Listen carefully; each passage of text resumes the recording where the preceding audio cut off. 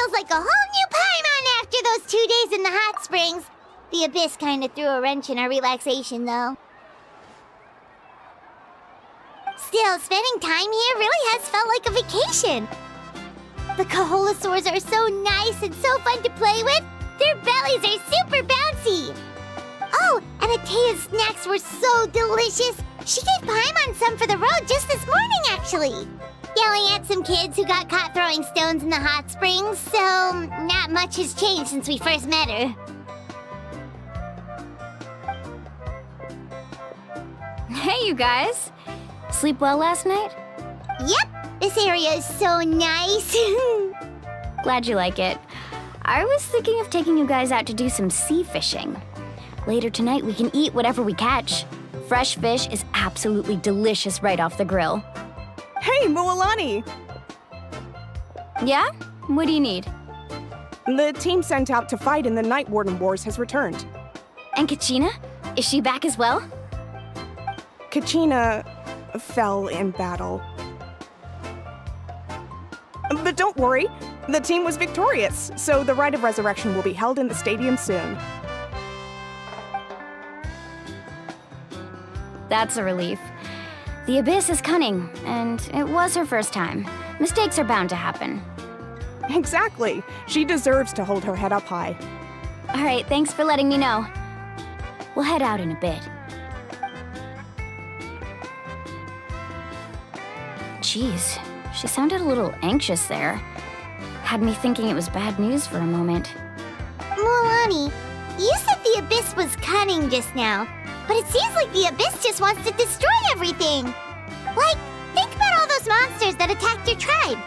If there really was some sort of cunning plan, wouldn't it make more sense to send them to attack Kachina and her small team?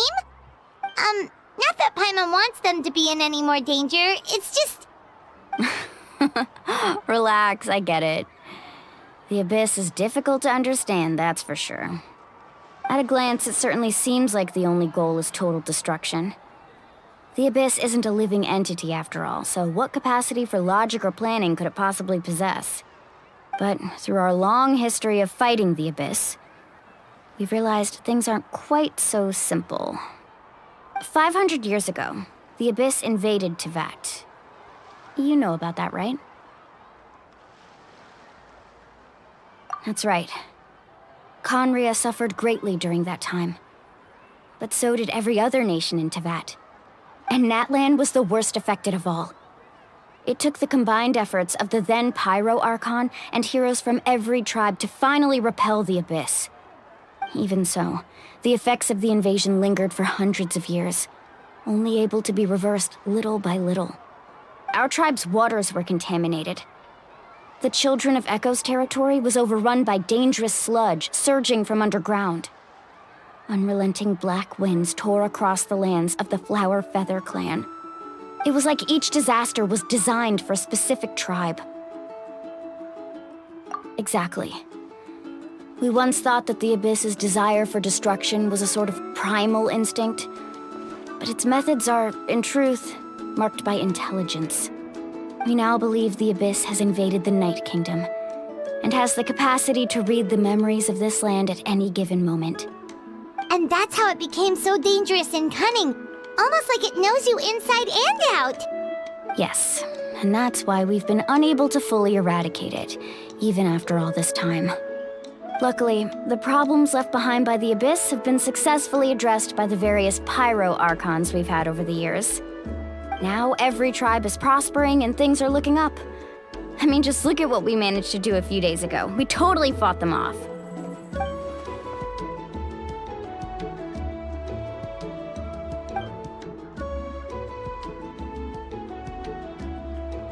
You must have had to sacrifice a lot to get to this point. Every battle, every sacrifice is in pursuit of a future where we get to stop fighting. Responsibility, duty, unavoidable burden. Everyone in Natlan views the war differently. But I believe we will be rid of the Abyss one day. And the efforts of all who fought against them will become a story for the ages. To think that my name could survive in ballads passed down to future generations, it's kind of romantic.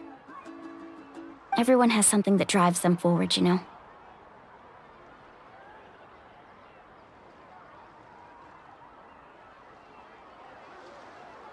We have to. Not only for ourselves, but for our future. Anyway, let's head to the stadium. Our fishing trip can wait until Kachina's back with us. The sea's not going anywhere.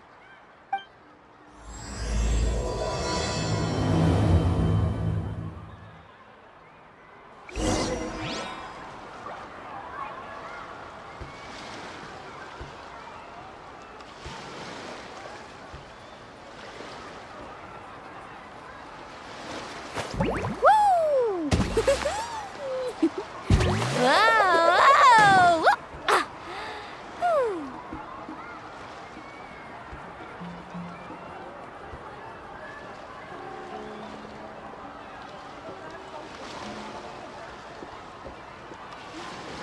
You can only do so much on your own, but with a group, anything's possible.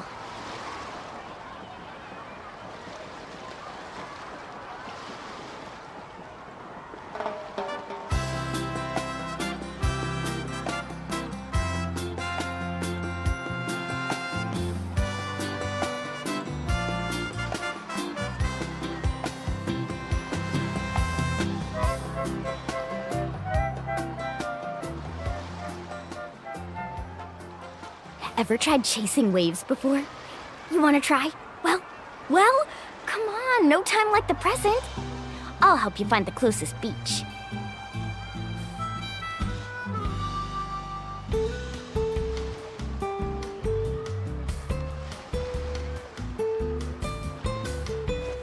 Woo!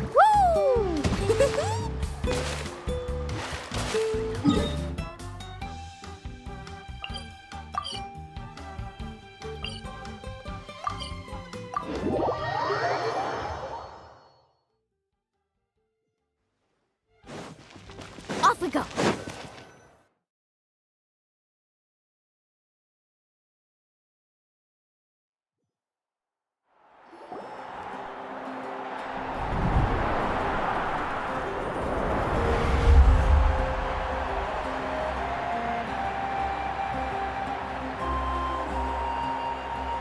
Whoa, this place is packed already!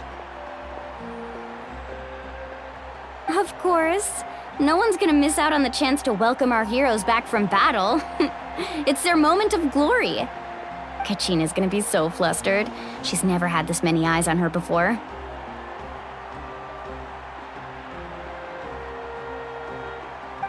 Yeah, she doesn't seem like the kind of person who likes being the center of attention.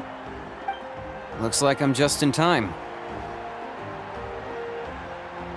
Kanich, you're here! Yeah, a commission ran longer than expected, but I made it. I heard about the incident with your tribe, Mualani. Is everyone all right?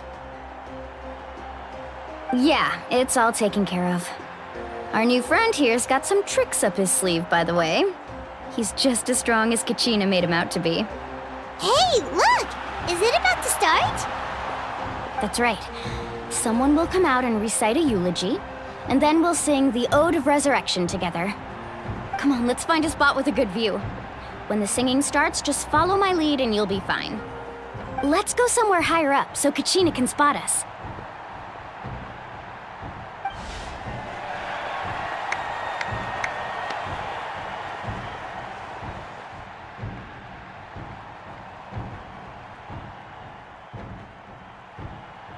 Warriors of Natlan, heed the call of life.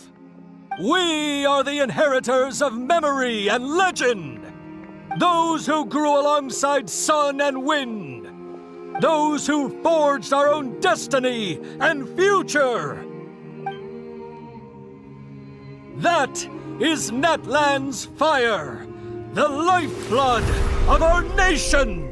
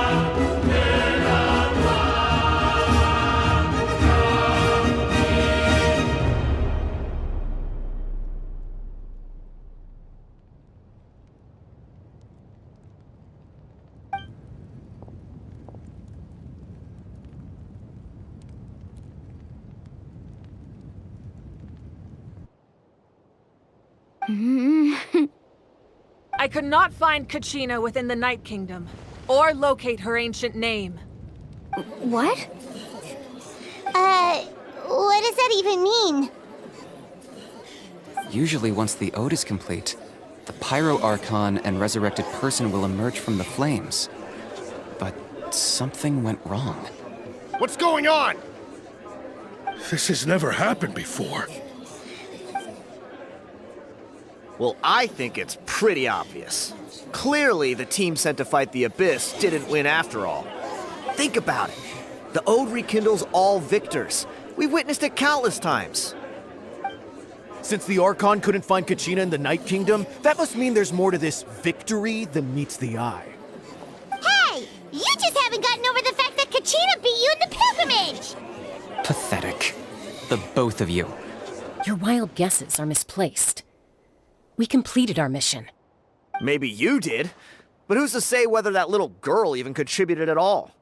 Maybe she got scared and ran off. Why would the YUB recognize someone like her, even if she was on the winning team? How dare you insult a hero of Natlan like that? Kachina sacrificed herself to repel the Abyss. She doesn't deserve to be subjected to your vile rumors when she's not even here to defend herself. Calm down, Mualani.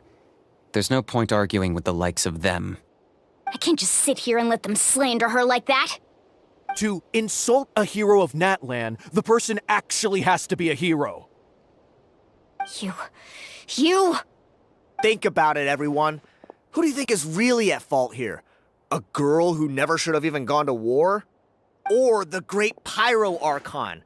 Why would the rules of our nation suddenly stop working? That's true. If she wasn't revived, it must mean she failed to achieve victory. Maybe the YUB interpret victory in different ways? I mean, that girl didn't look all that strong to me.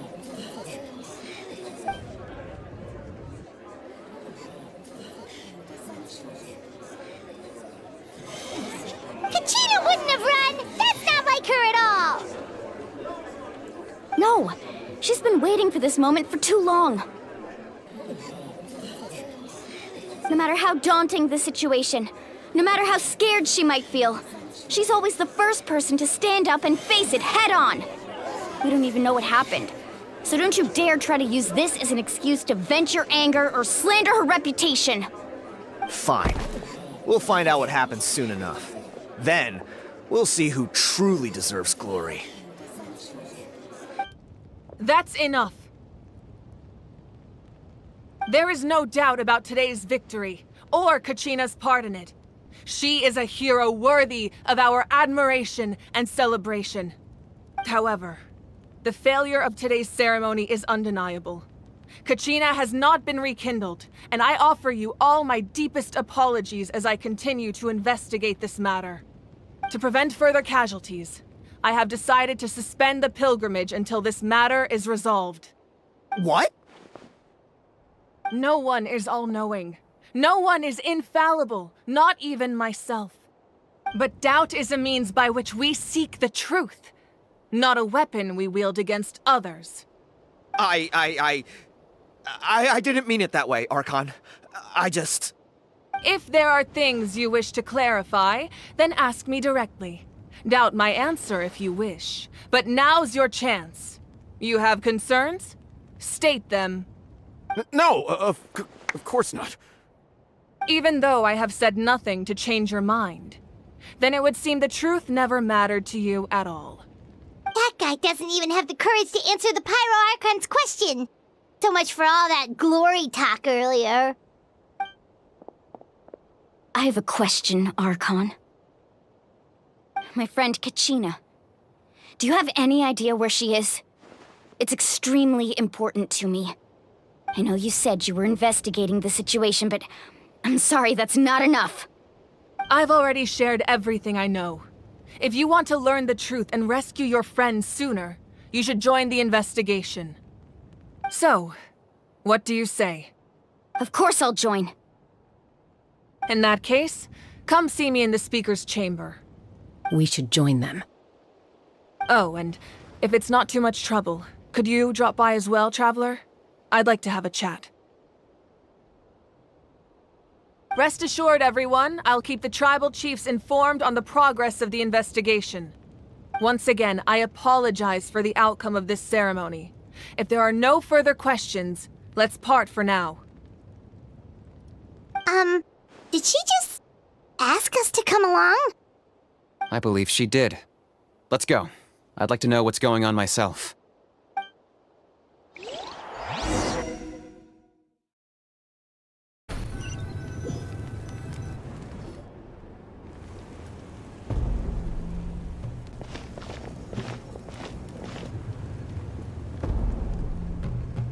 The situation is urgent, so I'll get straight to the point. Kachina is undoubtedly a hero of Natlan, and I'm deeply sorry this happened to her. There's been unrest in the Night Kingdom, but I don't know what's causing it. As a result, I've been unable to track down her location. Until we find and address the cause of the unrest, the Ode of Resurrection will continue to be ineffective. And that means Kachina won't be able to come back? That's correct. Not until the problem with the Night Kingdom is resolved. How long will that take? It's hard to say. Kachina always dreamed of fighting the Abyss, of doing her part to defend Natlan.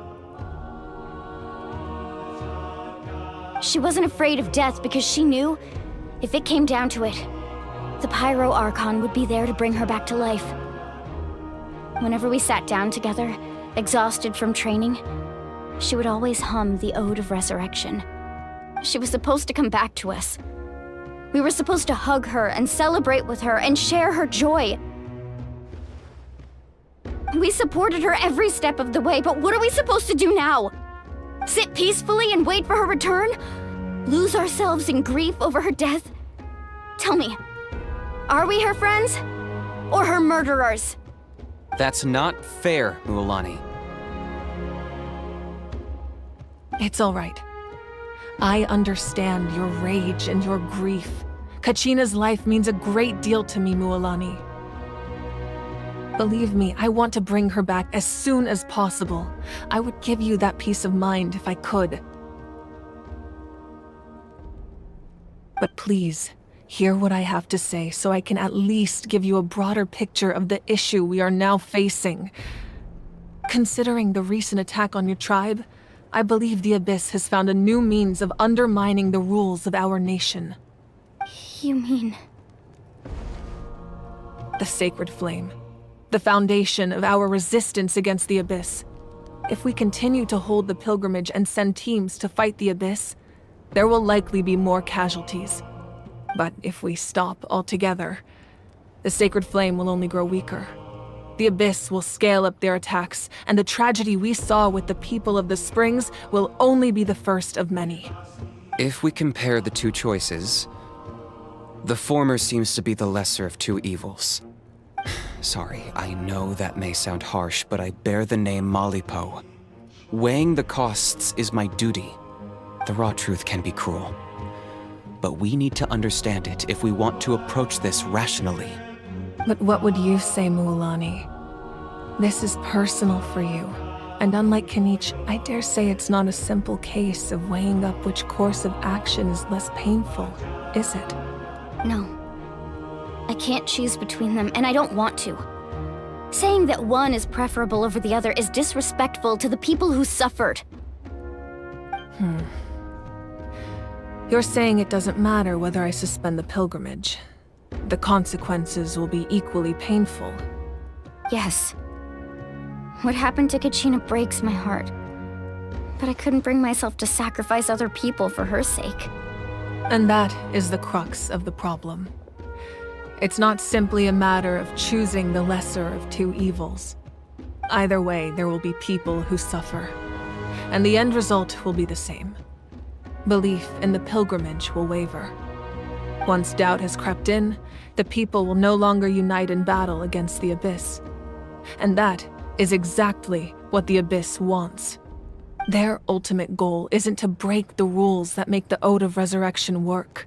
It's to destroy the people's faith in them. To prevent what happened to Kachina from happening to anyone else, we need to suspend the pilgrimage. So that is my current plan.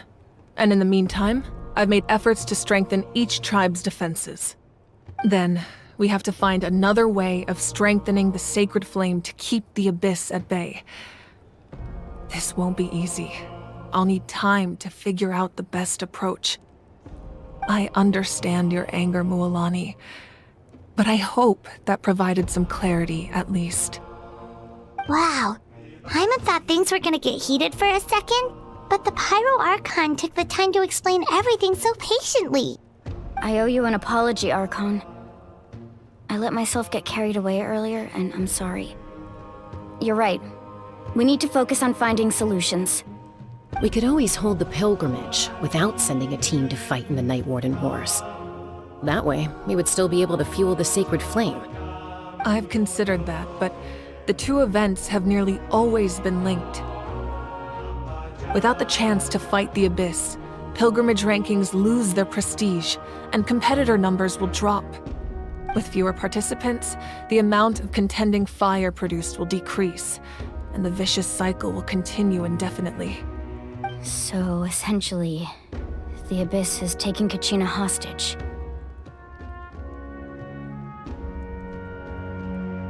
You've learned about the concept of ley lines during your travels, yes? The Night Kingdom is something similar. Staying there for a short period of time shouldn't have an effect on the person. But with the Abyss in the picture, it's a different story. Your sense of self will be devoured until eventually you become one with the sea of souls. Imagine pouring a cup of water into a rushing river.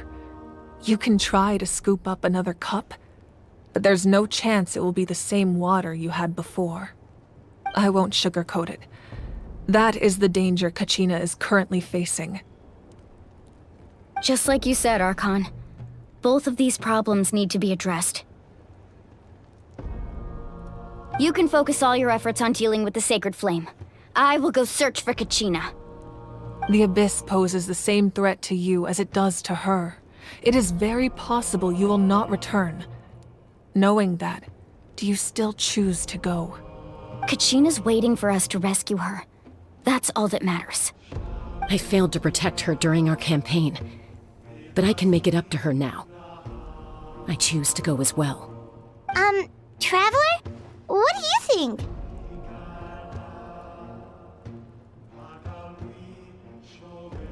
Understood. Then I'll support you in any way I can. The Masters of the Nightwind have a technique that can extract an ancient name from the ley lines. If we can find Kachina's ancient name, I can use the link between them to pinpoint her position within the Night Kingdom. Then comes the hard part. You need to visit the Night Kingdom in person and rescue her. But isn't the Night Kingdom a land of souls? Can we even go there? Under normal circumstances, only the consciousness can enter. But there is a way to go there in person. However, know that the Night Kingdom will attempt to repel you, and the Abyss certainly won't leave you be. That's fine by me. Same here. Fighting the Abyss is nothing new for me. So, Paimon's the only one who's scared? Well, if you're going, Traveler, Paimon's going too. Citlali of the Masters of the Nightwind once created an artifact that can be used to communicate with the Wyab. We call it the Spirit Speaker Stone. It was originally used as a ceremonial artifact wielded by the tribal chiefs, but that spiritual quality also means it can be used to search for an ancient name. That was the artifact I delivered to the Scions of the Canopy a few days ago. Didn't think I'd be hearing about it again so soon. Thank you so much for your help, everyone. Your thanks are unnecessary. I will offer you whatever aid I can, but your fellowship and courage are what will truly decide the success of this operation. Besides, you're the ones helping me. I can only focus on one thing at a time, after all. Traveler, I certainly didn't expect our first conversation to be so serious. I've heard all about your accomplishments. Ever since you arrived, I've been hoping to meet you and offer you Natlan's highest level of hospitality. Why? Why? Is that not what happened in the other nations you visited? Yeah, things were pretty complicated at the start. And, in the middle. But our reputation's solid nowadays. That's more like it. After all, I've heard you're someone who transcends fate. Perhaps even more than you can imagine. But we can talk about that some other time. Ideally, this would be the perfect night for a drink and some musical ambiance. But there are important things to be done. Oh, I almost forgot. Atea was wounded in the fight against the Abyss. She wanted us to give this to you. It embodies fond memories and my strength of will. That's what she asked us to tell you. She said you'd know what that means. I didn't think this day would come so soon. The flames of her life force. I can feel them flowing within the talisman. If things were different, the two of us could have enjoyed the hot springs together while she gave this to me in person. We're supposed to be hot spring buddies after all. But don't worry. This talisman means a great deal to me. I'll take good care of it, and once this is all over, I'll pay Atea a visit.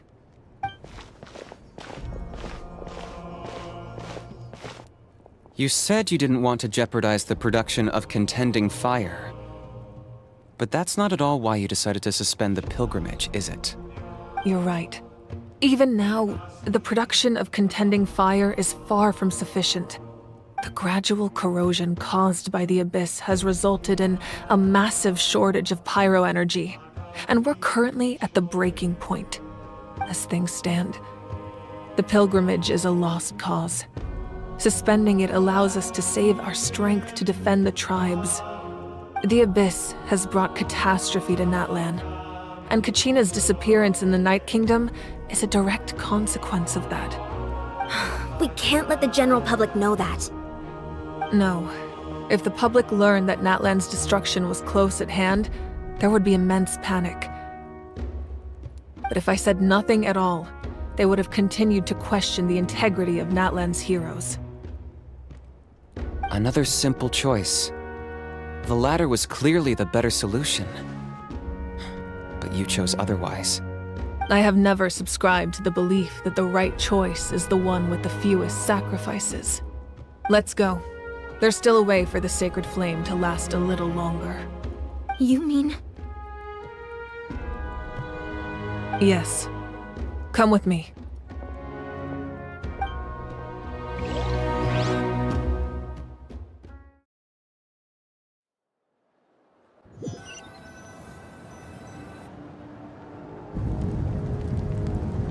The sacred flame must never go out.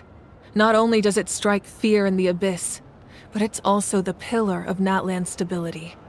So until our heroes are ready, I will sacrifice my power to keep it burning. But that can only last so long. I think we should focus on the remaining ancient name-bearers.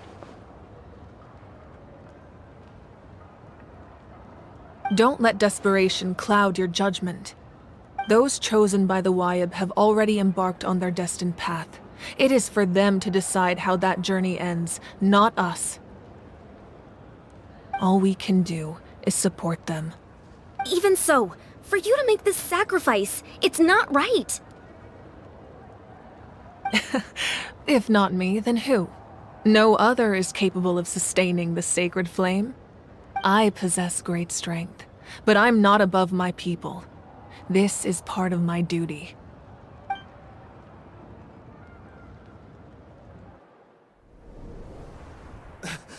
Archon! It's the Fatui!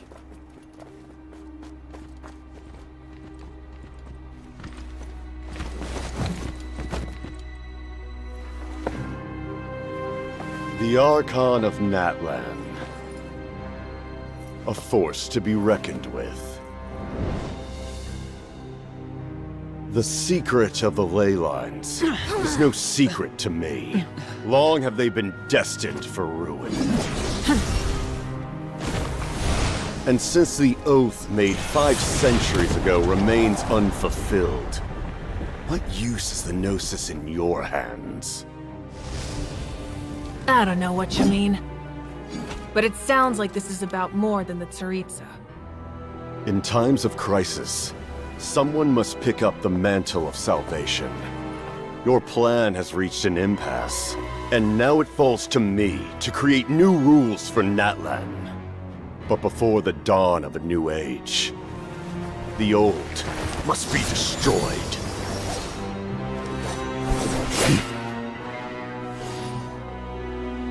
I assume that's the end of your speech? Good. People like us? Let our blades do the talking!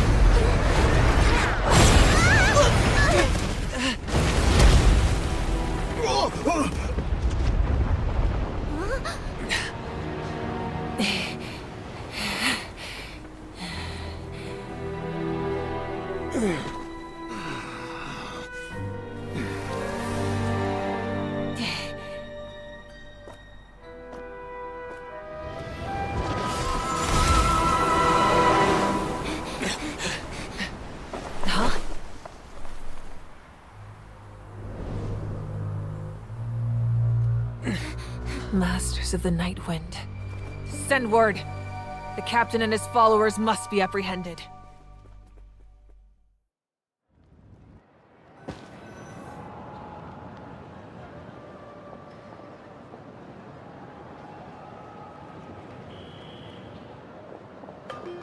Are you alright, Archon? He was a formidable opponent. Exactly what I would expect from the first of the Fatui Harbingers. I never imagined someone could match you in combat. If the Tsaritsa sent him here, why would he bring up what happened 5 centuries ago? Yeah. And how much does he know about Natlan? The Harbingers are all driven by their own personal goals. The only purpose that unites them is collecting the Gnosis. But I'm sure the captain has his own reasons for being here as well. Whatever his motive, we should shift our focus to the Fatui. If they attack again, and we're not prepared, we're done for. No, we're running out of time. The wound I inflicted should hold him back and weaken him for the time being. Besides, I'm sure you noticed, the power that came to his rescue just now came from the Masters of the Night Wind. In other words, there are traitors among us. Not necessarily. This could prove to be a very valuable turn of events. When we exchanged final blows, I sensed an unusual presence within him, I'll need to investigate further. Kenichi, go to the Masters of the Night Wind and look into who could have aided the captain. Speak to Lali. She should know. Of course, I'll head out right now. Do you still intend to... Yes, but fear not.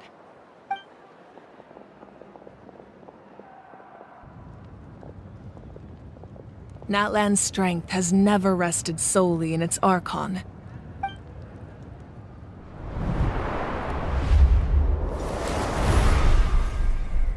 Together we foresaw the only path that leads to our nation's future. We must trust in that vision now.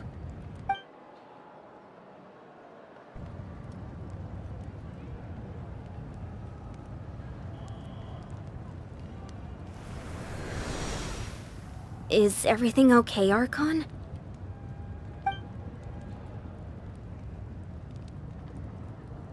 Completely fine. Just lamenting the fact that I never got a picture when I could still turn my hair into flames. Too late now. I just hope the others have a safe journey.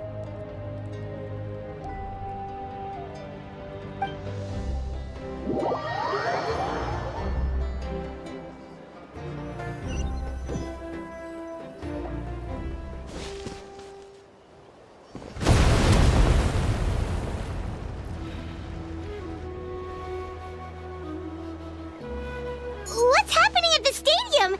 Did something explode? It feels like the Archon unleashed her power. She must be fighting a formidable opponent. Should we go back and check what's going on? Have faith in the Archon. She wouldn't lose in a one-on-one confrontation. Once we find Kachina's ancient name, we'll head right back. Okay, let's just keep climbing. Emon really hopes nothing goes wrong.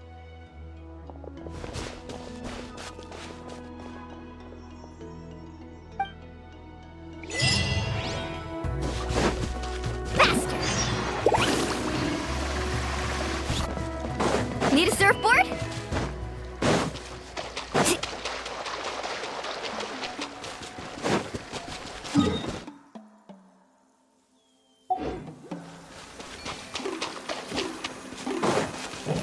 Let's ride!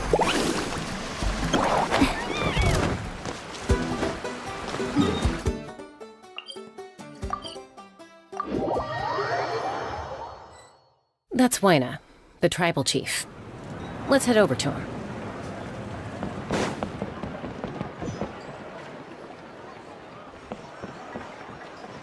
Chaska.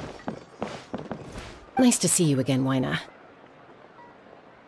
I'm afraid we don't have time for pleasantries, so I'll get right to it. We're here for the Spirit Speaker Stone. Whoa, hold on a second. At least tell me why you need it first. My friend Kachina is trapped within the Night Kingdom. We need the stone to find her ancient name and rescue her. Rescue her? From the Night Kingdom? That's right. I'm sorry, but someone needs to tell you what you don't want to hear. Going there, a mature warrior would never make such a foolish decision.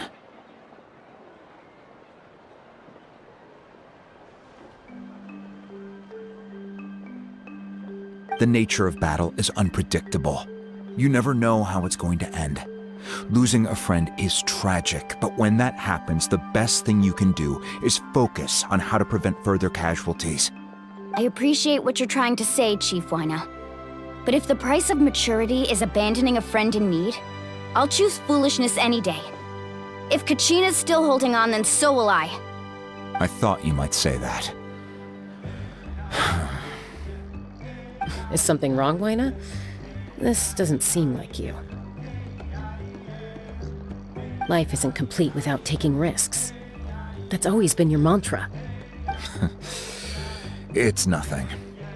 The Night Kingdom is a dangerous place. Can't blame me for checking if you were up to the task. If you're that determined, far be it from me to stop you. Here's the stone. Keep it safe, okay? It's not like we have a spare.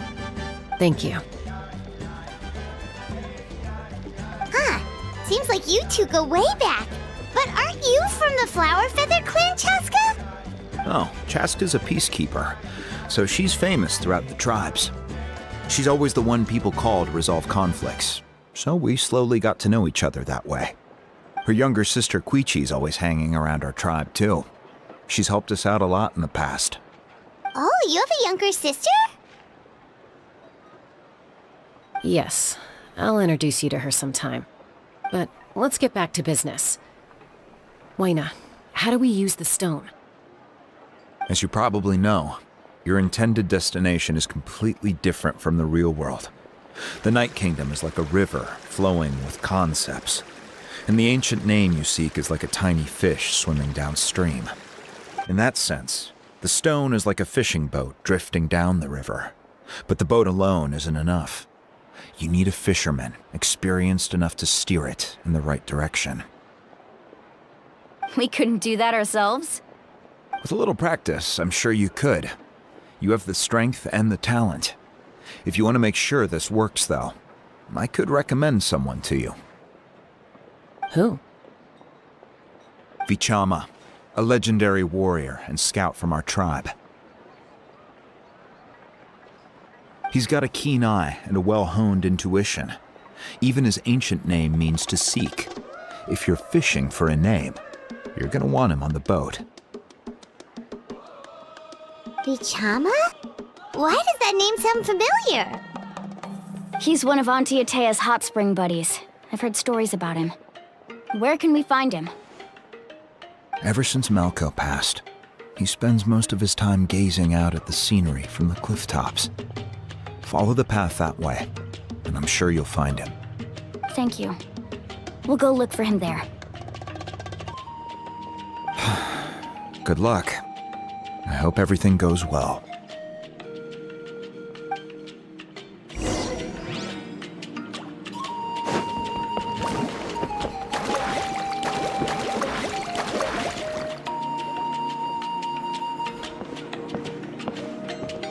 Someone admiring the scenery from the cliff tops. Ah! That must be him! Hello there, are you Vichama? That's me. Did you need something?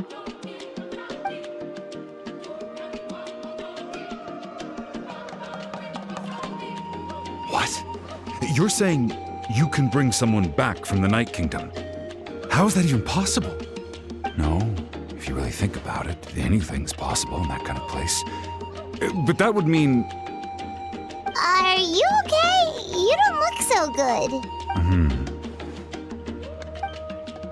Everything's fine. I'll help you, but I do have a small request. After I help you find Kachina's ancient name, I want to use the stone to look for my friends as well. Your friend? Oh, why not mention someone named Malco? Is that who you're talking about? Yes, but I'd rather not get into it if it's all the same to you. That's not a problem. We agree to your request. Yeah. Since you're helping us find Kachina's ancient name, it's only right that we return the favor. Then we're agreed. Can I have a look at the stone?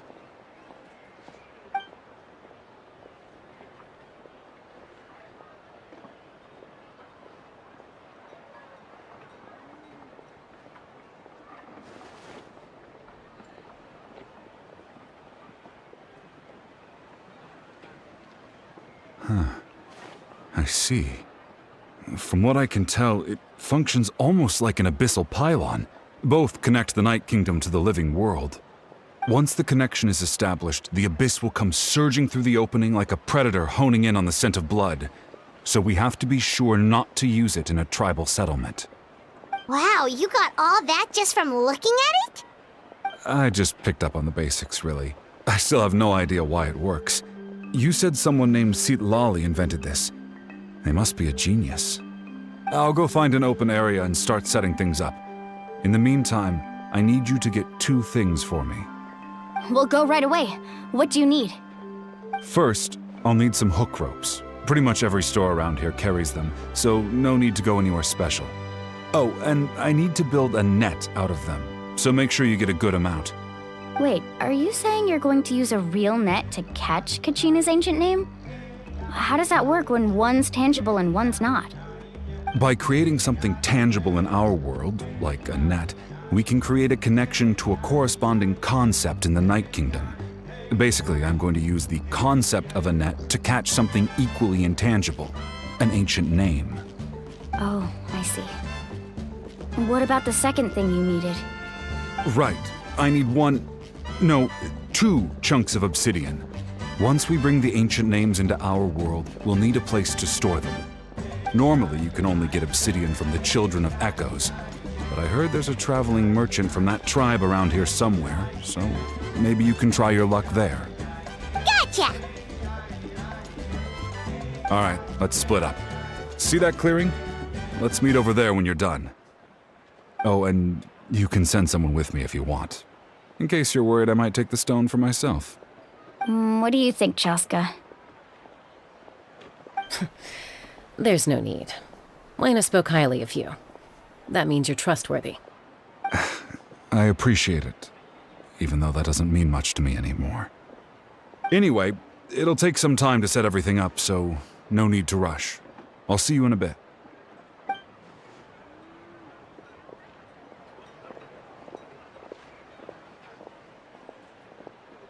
What an odd guy. He seems so defeated, but also really invested in the stone at the same time. I don't have any more insight than you, Paimon.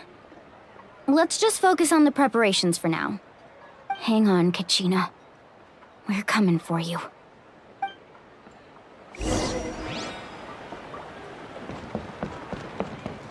Need a surfboard?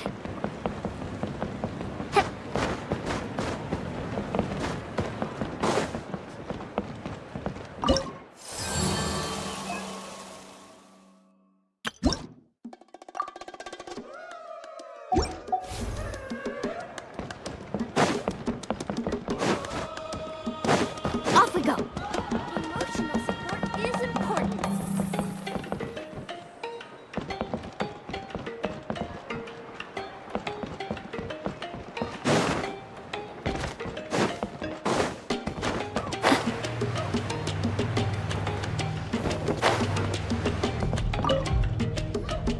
Hello.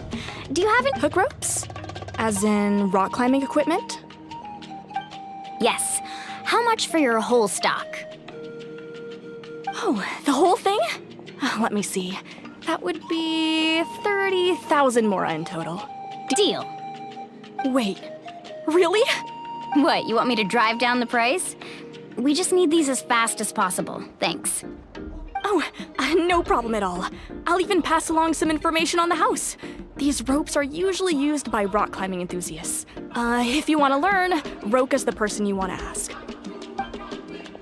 All right, that's everything. Here you go. Now we need the obsidian. Let's go talk to the traveling merchant Vichama mentioned.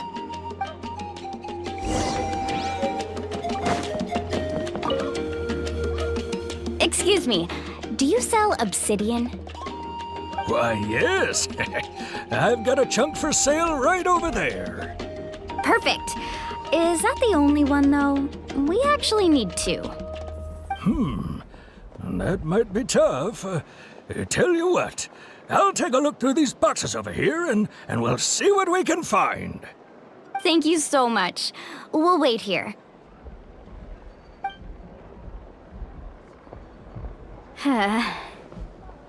Relax. Everything's going according to plan. I know, it's just... I could tell Vichama feels the same way about his friend that I do about Kachina.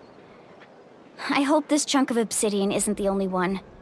Kachina always carries all sorts of shiny stones with her. If I was the one trapped in the Night Kingdom, she'd have a whole pile of obsidian ready in a heartbeat. Well, would you look at that? I did bring an extra. Here you go, young lady. How does it look? Perfect! Thank you. How much do I owe you? If you hadn't shown up, these stones would have just sat here collecting dust. I'll take 3,000 mora for both. Here you go. By the way, I heard you mention Vichama just now. You running an errand for him, then? How's he doing? Malco's been gone for 5 years now. It's about time he started to move forward. Do you know what happened between them? I heard about it in passing while I was out drinking one night, but I don't know all the details. Bichama and Malco grew up together, and even made a name for themselves together. Malco was an amazing fighter, capable of knocking out multiple opponents in a single hit, while Bichama excelled at scouting and analyzing the battlefield. The two made an excellent team, and managed to beat back the Abyss several times. 5 years ago, they both emerged triumphant in the pilgrimage, and were placed on the same team to fight the Abyss. But on the eve of battle, the Abyss launched an attack on their tribe, and Bichama suffered an injury to his leg while attempting to rescue someone. Then what happened? The team agreed that he couldn't fight the Abyss in his condition. Bichama didn't argue. He knew going to the front lines with an injured leg would make him a burden in battle. So they raised the issue with the Pyro Archon, and she agreed to let him stay behind. It's just... Malco and the others ended up facing hordes of abyssal monsters in numbers that far exceeded anyone's expectations. The team made an error in judgment, and they fell to the onslaught. Bichama went into a deep depression after that. He blames himself for everything. Oh, you're not wrong. But it's possible he chooses to blame himself. Not because he did something wrong, but because he wasn't able to do anything at all. I've tried convincing him to move forward, to stop dwelling on the past. But the shadow of Malco's death hangs over him still. The Abyss has caused so much suffering, and some wounds never heal. I wish there was something he could do to make himself feel better, but... anyway, that's the gist of it. Maybe you could help him talk things through sometime. I would really appreciate it.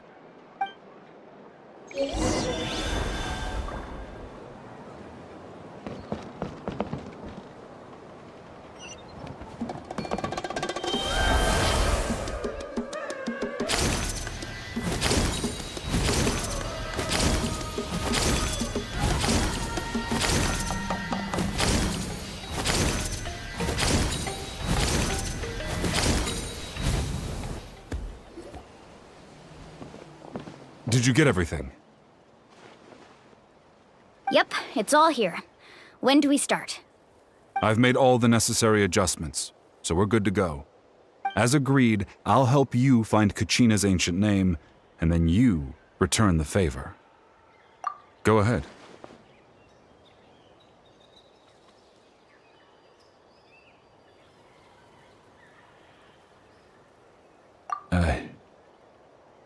Yes, after Malco fell, I scoured the battlefield to see what happened. It turned out he wasn't bested by some impossibly powerful foe. He was dragged to his grave by the sheer number of enemies.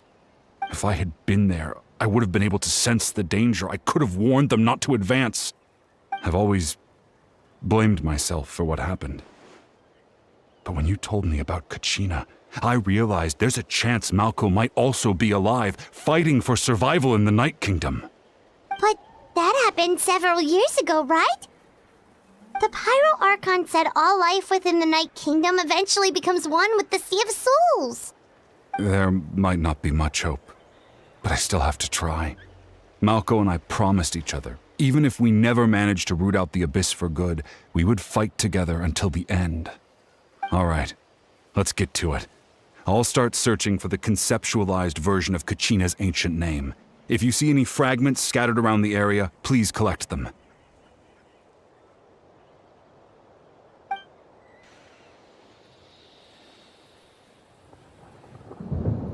Make sure you prepare yourselves for battle. As I said, the stone will link the mortal realm to the Night Kingdom. The Abyss will likely emerge in response. thing. It must be one of those fragments Vichama mentioned. Let's get closer.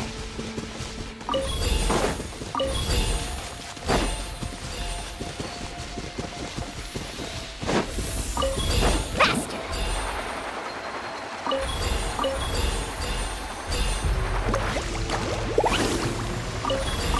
Whoa, monsters incoming! Watch out, everyone! Order guide you.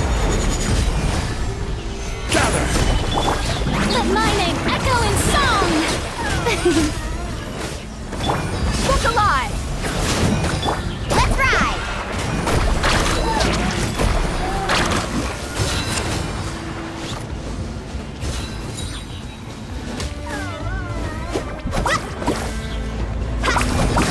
I will have order. Crumble! May I present? Carving wave!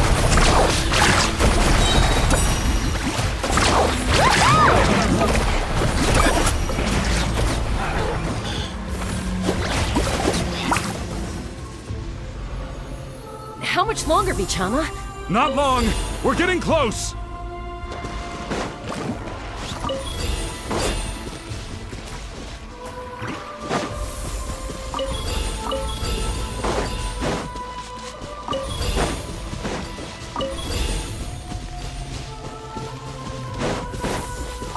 Let's ride!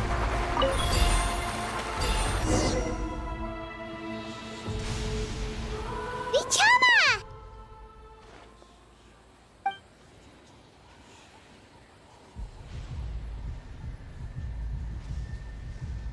Quick! Take it!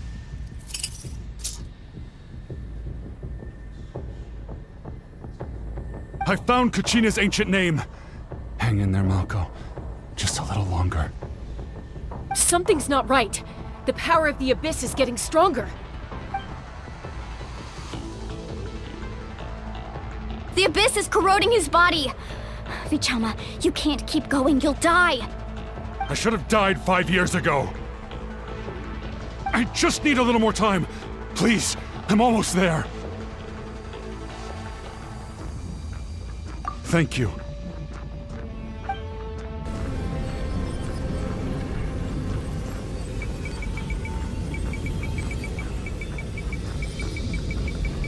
Whoa, watch out!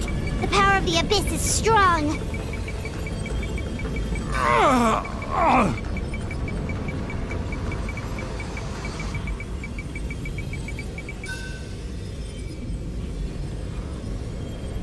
This power. Hanging in there? Malko. No! Why can't I find him? Why? We can't wait any longer. Pull him away from the stone, Mualani. I already tried, but the power of the Abyss has him in a chokehold. It's like he's tied to the stone with an invisible rope. In that case, we have no choice. I'm sorry, St. Molly. Get back! Chaska, wait!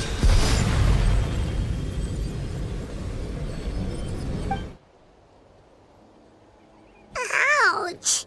What happened just now? It looked like the Spirit Speaker's stone was... The stone's power was spiraling out of control. The only way to stop it was to destroy it. You were all caught in the shockwave of the explosion. You might feel dizzy for a while, but that's normal. Give us a heads up next time, will you? You're lucky we managed to dodge it in time. I thought I said to get back. Yeah, barely a second before you made it go poof. Not everyone has your reflexes, Chaska. We were this close to getting dragged into the explosion. Okay, I'll be more careful next time. At least Kachina's ancient name is still in one piece. Wait, where's Vichama? Vichama! Vichama! I couldn't find Malko's ancient name. It must be completely gone by now. Once your ancient name disappears, there's no coming back. From the very beginning, I knew there was a slim chance, but still. And now... it's too late to save him. From the minute he left that day, it was already too late. Vichama. I'm sure he's heard enough condolences over the years. Let's just give him some space. Huh? What's that in your hands, Vichama? It looks like something's glowing! Huh? This is...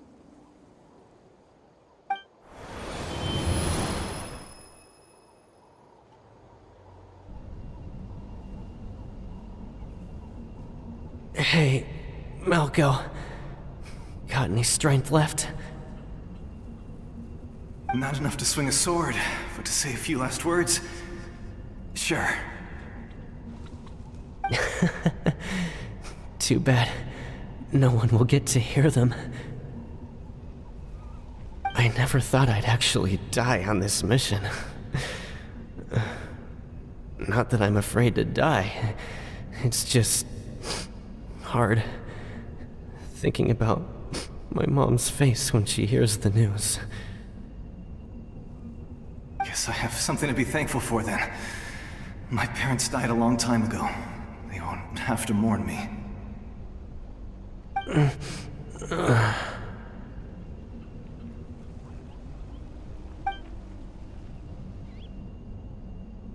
Pisak! Always had to beat me at everything, didn't you? Right to the end, you were never one for goodbyes. Maybe you're right. Maybe no one will get to hear our last words. But just in case... Vichama, I'm so glad you didn't come with us.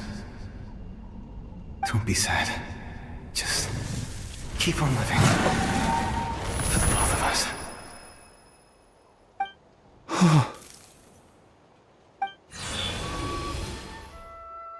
Was that a memory? Seems like we were able to salvage something after all.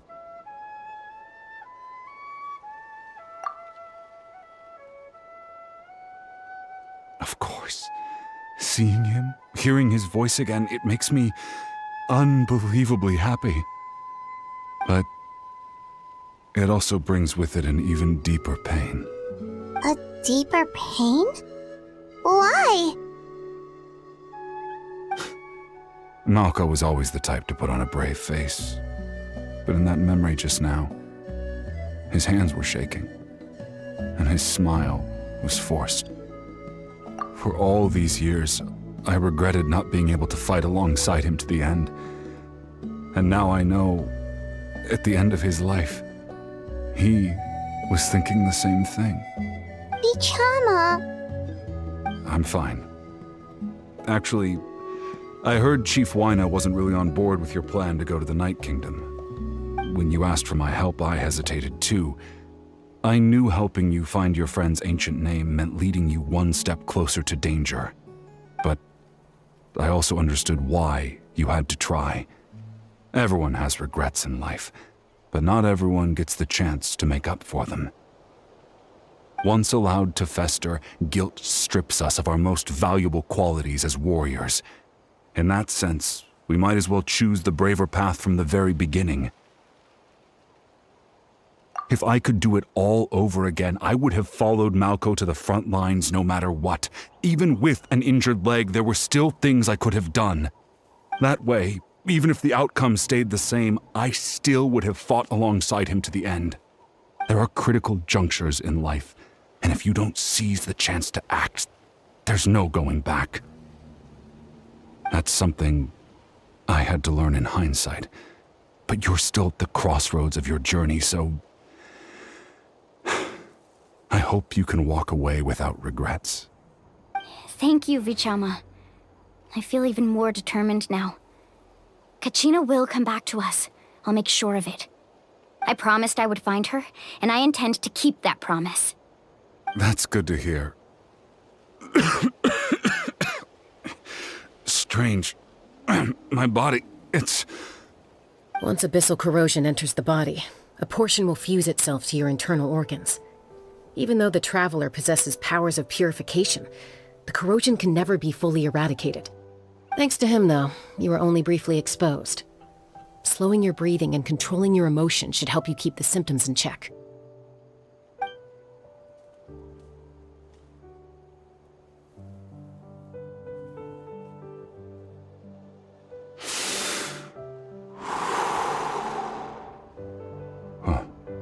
That does make me feel better. You seem very knowledgeable about all this. Just speaking from experience, that's all. Anyway, we've recovered Kachina's ancient name, so we're off to a great start. Let's get Vichama back to his tribe and tell Wyneth the good news. Oh, and apologize for destroying the Spirit Speaker Stone. We had no choice, though, so he'll probably understand. Right?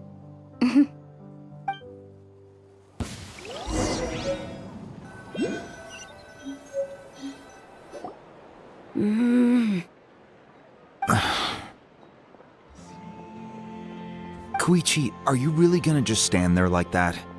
I don't know what you want from me. I think you know exactly what I'm trying to say, Uncle Wyna. I can hear it in your voice. Honestly, it's just one thing after another with you two. They're back. Koichi? What are you doing here? Don't play dumb with your own sister.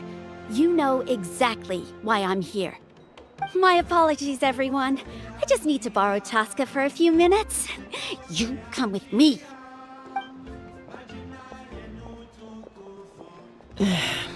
I'll be just a moment. Who is that? Koichi, Chaska's younger sister.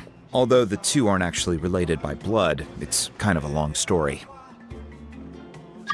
It's not really my story to tell, but I guess it's not a secret. You see, Chaska was actually raised by cuckoo sores. She was afflicted with a rare disease when she was a child, and abandoned in the wild as a result. The Abyss found her out there, all on her own, and tried to devour her.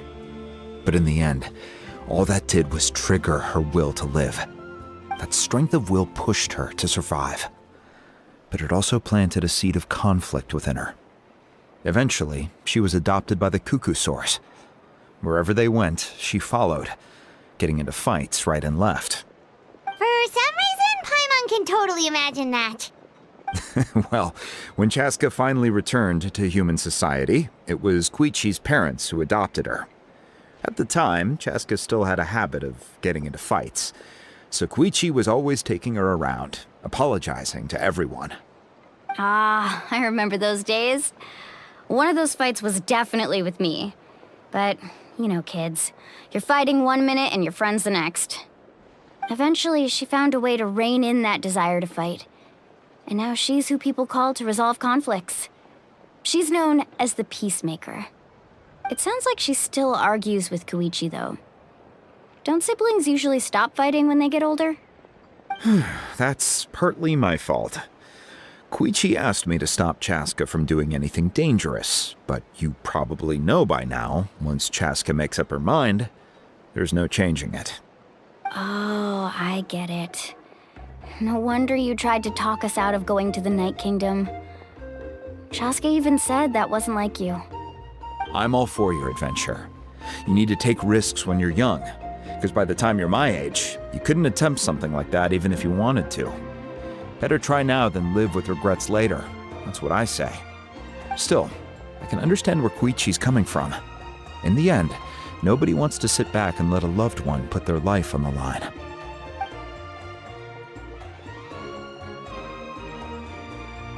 All right, it's just the two of us now. You have 1 minute to explain yourself. I don't have anything to say. You don't have to approve, but you should know I only do what's necessary. That attitude is exactly the problem. It's like you don't care. You try to sneak off to the Night Kingdom behind my back and then play it down as if it's just a trip abroad.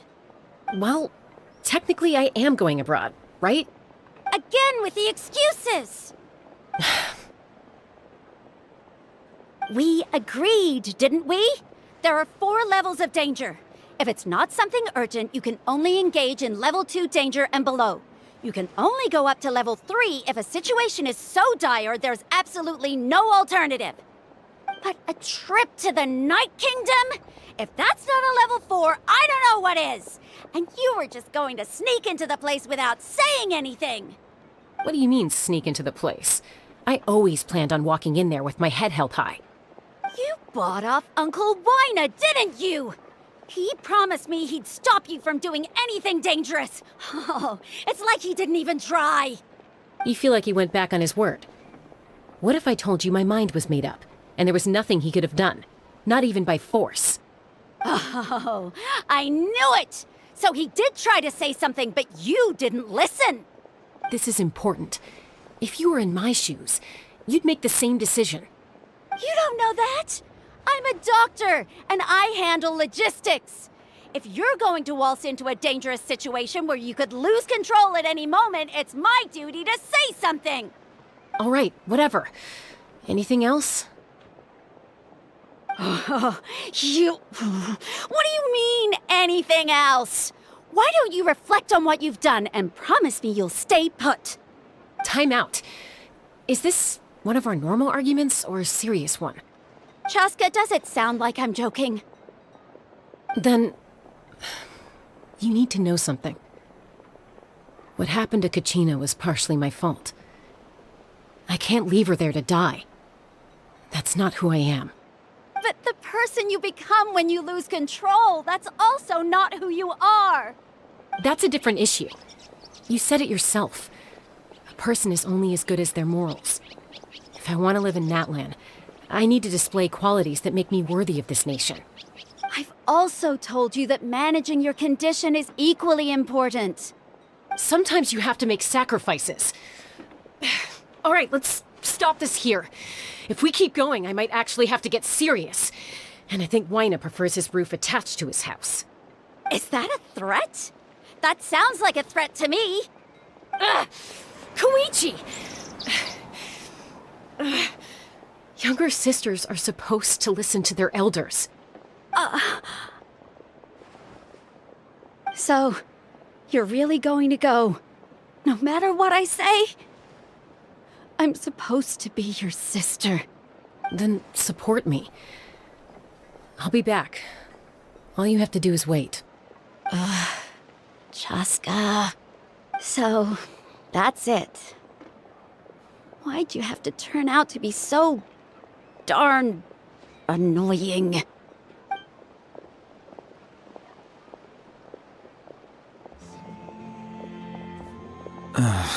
You two are something else. Something you wanted to say? I know you aren't related by blood, but you two sure are similar. Really?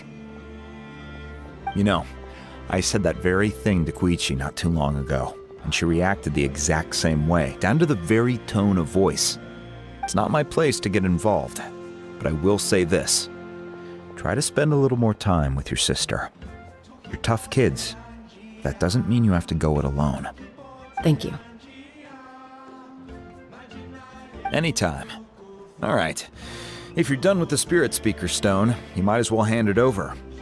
According to Kinich, it's an important ceremonial artifact, so it'd be safer to keep it with me. About that. If only Tone-Deaf Bard was here, he could have repaired it just like the Holy Liar. It might be in a few more pieces than you remember. Huh?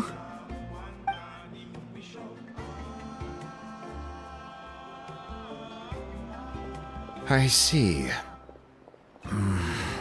Sounds like it was an urgent situation. If someone's life was on the line, then you had no choice.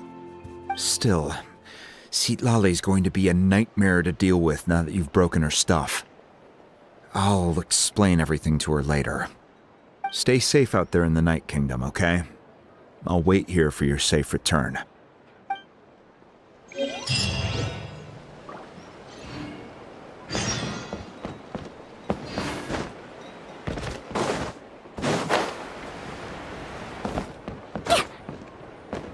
Need a surfboard?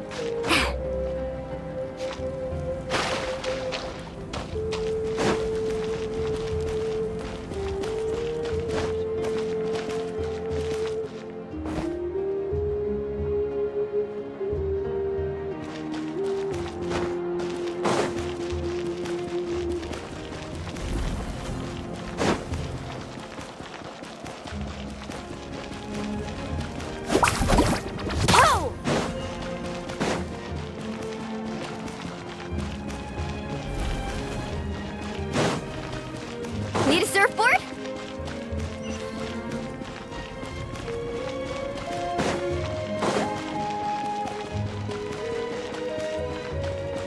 Carving waves!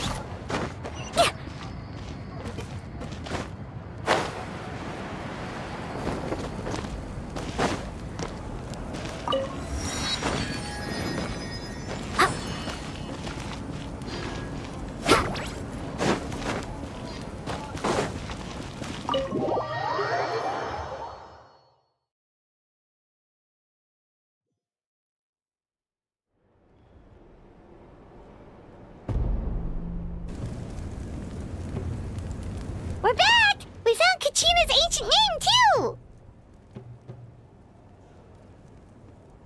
Well, it's fairly complicated. Let me give you the condensed version. The Fatui again? We can't go anywhere without them causing trouble. But what if the Fatui finds out you've lost your power? Won't they try to take advantage of the situation? That's why it has to be our little secret. No one else can know, or we're asking for trouble. Look, I wish I could offer you some sort of consolation, but I won't lie to you. With multiple factions closing in, there's nothing comforting about the situation we're facing. Still, all you need to do is focus on your goal. You can leave the complicated matters to me. I can also step in on the Pyro Archon's behalf. There's a limit to what I can accomplish, but I'll help you however I can. There's no need to be so modest, Dion-san. Your incredible strength has long been a well-known fact. You're the pride of your tribe. Archon, I'm sorry about before. You have so much on your plate, so much that you have to worry about. But all I could do was focus on my own feelings. You have nothing to be sorry about. We all get overwhelmed by our emotions, myself included. Your reaction to Kachina's disappearance, I understand that feeling very well. Well, now that we have Kachina's ancient name, let's go track her down. Follow me.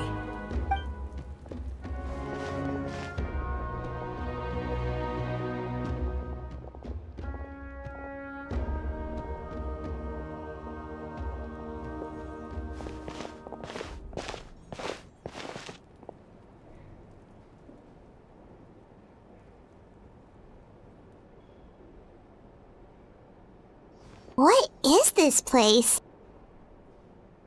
Hey, isn't that Atea's talisman?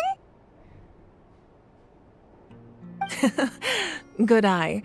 This is where I store all the various mementos I've collected. Whoa. I've never seen this place before.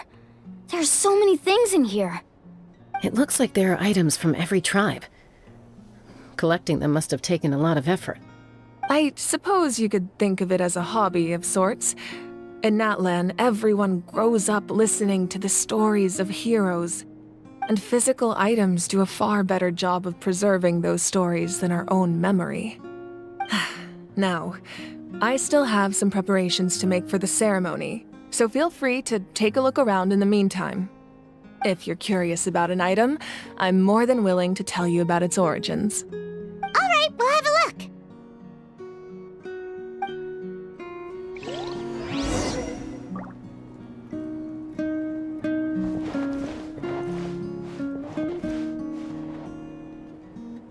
This flower looks like it's thriving. You must be good at taking care of plants, Archon.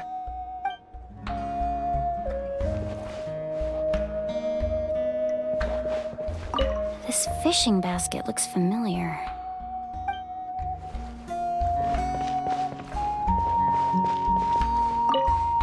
Make sure to handle everything with care. This cup, for example, it's heavier than it looks.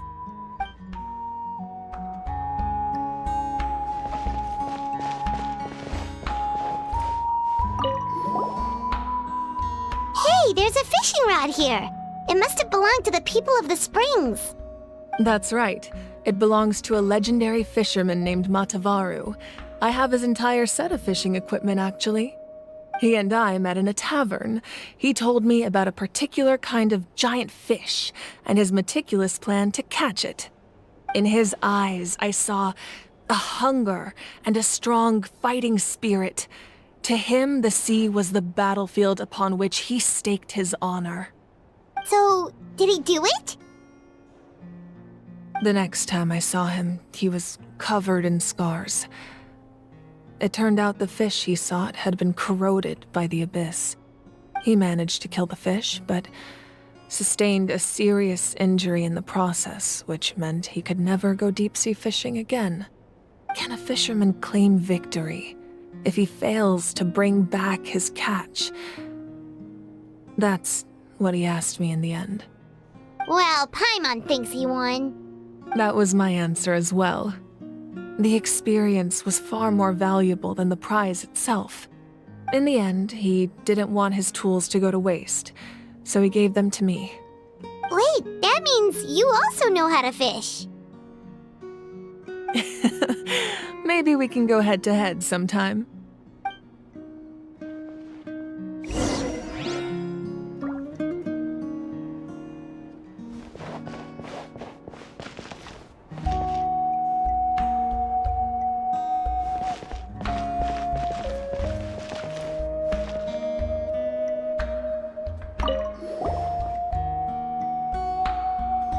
The powder still needs some time to settle, so let's wait a little longer. Well, what do you think of my collection? Do you feel like you have a better understanding of Natlan's culture now? Yeah, if each item represents a different story, seems like Natlan's really been through a lot. Does every item hold a special memory, just like Atea's talisman? That's right. The items in my collection actually serve a similar purpose to the ancient names passed down among the tribes. They demonstrate the true shape of time. The shape of time? Most people perceive time as a linear concept, almost like a straight line that can only move forward. We cannot change the past or predict the future. But there's also a different theory, one that I believe to be closer to the truth. Namely, that the past, present, and future all exist at once. At once? Paimon's not sure she understands. Let's say your journey ended right now. Thinking back on your experience in each nation, which one would you say was the most important? Exactly. Even at the end of your journey, the things you experienced along the way don't cease to exist. They become part of who you are.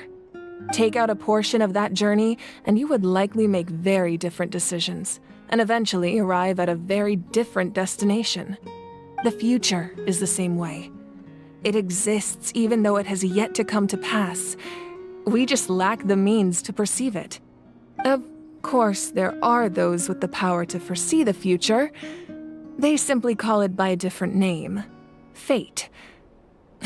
You're quite familiar with that concept, I would imagine. That does kinda make sense. The future hasn't happened, but already exists. Humanity excels at living in the present, but too often we forget the past and neglect the future. While the pilgrimage and the Night Warden Wars lead us to a better future.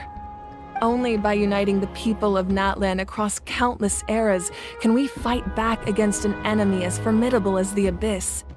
To come up with such a set of rules, the first Pyro Archon must have possessed a level of insight I can only imagine. That's correct. At first, he was a mortal man with no special power. After he ascended to the divine throne, He used it to borrow power from the heavens and establish the rules of Natlan. Namely, a framework through which ordinary people can ascend to Archonhood. By holding the pilgrimage, we're able to determine the strongest among us. And when that person ascends to the divine throne, their inner flame will awaken. In addition, the sacred flame will grant them significant knowledge and memory of this land. After all, that's how I came to know everything I just told you. So, it all comes down to the power of the divine throne and the rules. Wait, is that a family portrait? Yes, that's my mother, father, younger sister, and the little saurians we raised. I turned a piece of my dad's leather armor into a canvas and commissioned a famous artist to paint our likeness. Your sister is so cute! It looks like the two of you are really close. Paimon was having a hard time thinking of an Archon as an ordinary person, but seeing this portrait, it kind of makes sense now. It really doesn't look like there was anything special about you before. Oh, wait, is Paimon allowed to say that? A little late for that question, don't you think? Sorry! Paimon's so sorry! Paimon's mouth works faster than her brain sometimes! It's alright. I'd never get upset over something like that. No matter what others may say, my past is a precious part of my identity. I'm forever proud of the life I used to lead. Becoming the Archon doesn't mean you sever ties with your family. The position just comes with a lot of responsibilities, so it impacts how often you get to see them. My father made the most delicious stew, so my sister would often bring me a large pot of his cooking, and we would sit on a blanket and eat it together. One time, we didn't close the door securely, and the saurians we were raising ran into the room and knocked over the entire pot. My sister immediately burst into tears. The two troublemakers were going for the meat, but when they saw my sister's distress, they froze on the spot. I still remember the way they laid there, sulking like a pair of children, even after making such a mess. It was frustrating, but in the end, all I could do was comfort my sister and move on. Wow. Isn't that what being a family is all about? I think about that story a lot, actually. As the Archon, I made a vow to defend this nation, and experiences like that, they remind me exactly what I'm trying to protect. Well, what happened after that? This portrait looks pretty old. Your sister must be all grown up by now, right? I believe she ended up working as an architect and artist. She built many houses and crafted many beautiful works of art. Anyway, that's enough about me. Now that the powder is settled, we can begin. Ian-san, Mulani, Chaska, over here, please. Place the ancient name up there, and then we'll begin.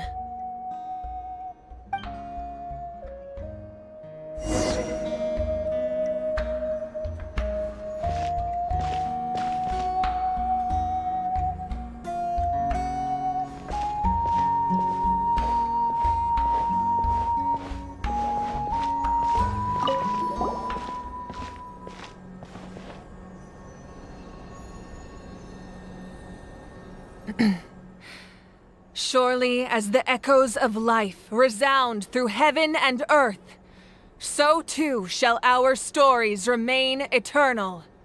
Ancient name, take us to your fated bearer. Allow her to answer our call.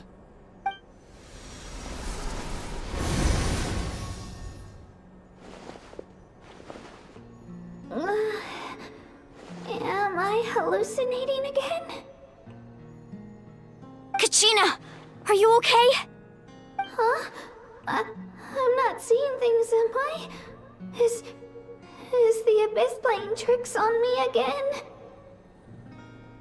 It's okay, Kachina. It's just us. We're trying to find a way to bring you back. Everyone, you have to listen to me.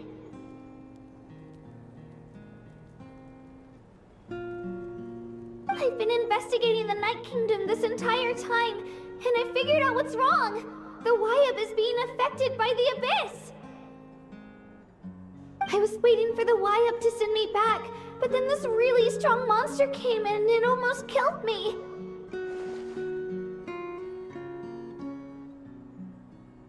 The Wyab saved me, even though its power is weakening, so I've been hiding from the monsters while trying to find a way to help. The Night Kingdom has become a huge mess, though. I keep hearing these awful sounds and seeing really horrible things. Don't listen to those sounds, Kachina. The Abyss is trying to strip you of your sanity. All you need to do is stay safe and wait for us. We'll be there shortly. It's okay. I feel so much better now that I've had the chance to talk to you guys. You don't need to worry about me. I've never been strong or special at all, really. So I don't blame anyone for forgetting about me or leaving me behind. Just knowing you care is more than enough. I'll find a way back. You don't have to put yourselves in danger to come rescue me. You're always like this, Kachina. Now's not the time to act tough. We're coming for you, and that's final. I don't know what lies the Abyss has been feeding you, but I'll tell you something right now. Nobody here sees you as a burden. You're a victor of the Night Warden Wars, a hero of Natlan. All you need to do is wait for us to rescue you, and you'll get all the applause and recognition you deserve.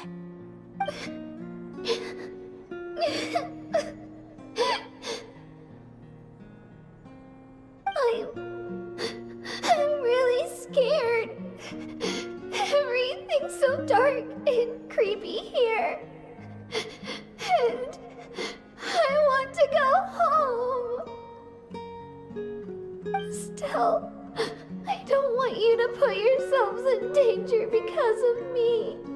I don't want to hold anyone back ever again. All you need to do is place your trust in us, just like you always have. No one fights alone. We're not leaving you behind. Not ever. Yeah, we're so close, we can't call it quits now! Thank you. Be careful. Looks like we've lost contact. Now comes the most dangerous part. You have to traverse the Night Kingdom in your physical form. This entrance to the Night Kingdom was left behind after an abyssal invasion. Even a brief amount of time inside could expose you to corrosion. I know. I'm prepared for that possibility. All right, then I wish you all the best. I'll tell Koichi to be ready just in case. She's very experienced in dealing with abyssal corruption. That face you just made. Don't tell me you two got into another argument. No, I just feel bad for creating more work for her. I'll go with them too, Archon. The more people, the stronger the party. Thank you so much for your help, everyone. It really means a lot that you're willing to brave these dangers with me. There's no time to lose, so let's get going. Now that I've lost my power, I won't be able to provide much practical support. But I can still keep an eye on the situation from here. Eon-san, I know it's unlikely, but if you encounter a situation you can't handle... That won't happen. I hope not.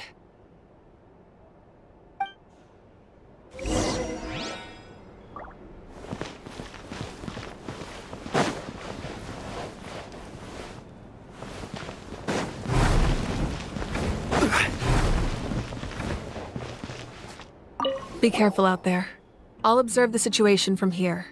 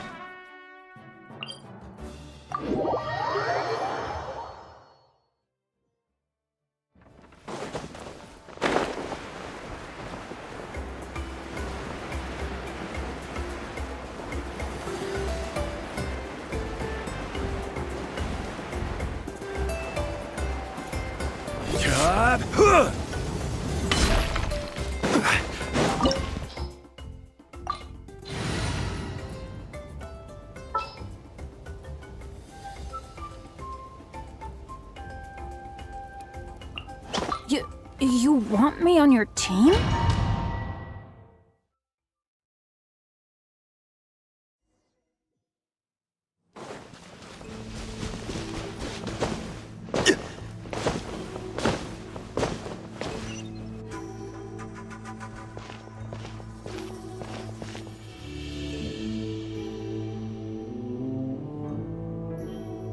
So we're underneath Natlan right now? It looks nothing like Paimon was imagining. That's because in the distant past, Natlan was home to an incredibly advanced civilization ruled by dragons. Humans only established their own society after the fall of the dragons. So these are Saurian ruins? Wait, you mean like the elemental sovereigns? They had their own advanced civilization? Yes, a really long time ago. Very few records have survived until now, so no one really knows what the devices here are for. These ruins have been abandoned for a long time, but with the recent increase in Abyss activity, the installations around here have somehow been activated again. So what you're saying is, we're not in for an easy trip to the Night Kingdom. No, it's going to be obstacle after obstacle from here on out.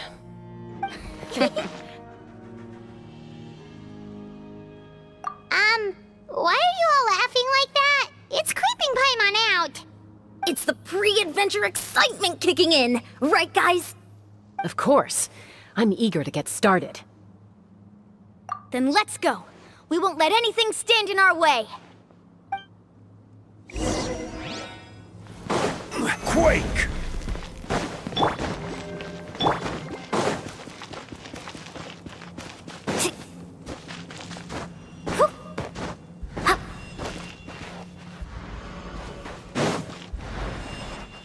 Need a surfboard? Let's ride! Seems like the road ends here. How should we get across?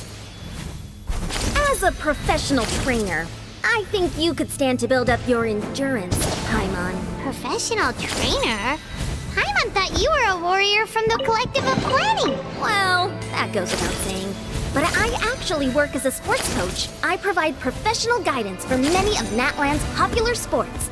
And I don't just mean physical training. I design nutrition plans as well. Ah, so basically no sugar, no soft drinks, no grilled meat. Those guys look familiar. We've fought them before. Let's go. Show no mercy.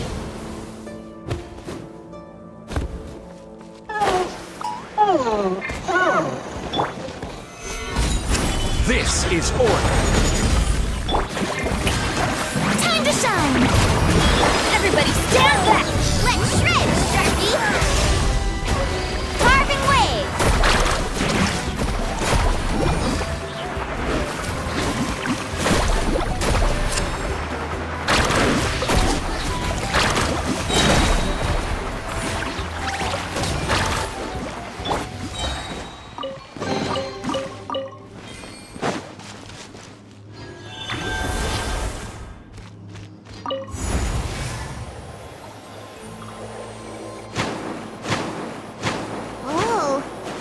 We need to go seems really high up.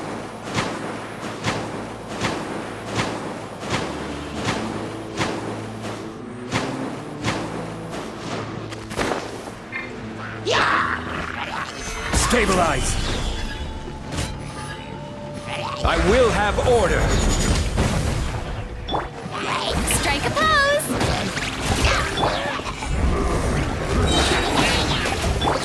Let the world collide! Teamwork is dreamwork! Check this out! That's the lot! Faster!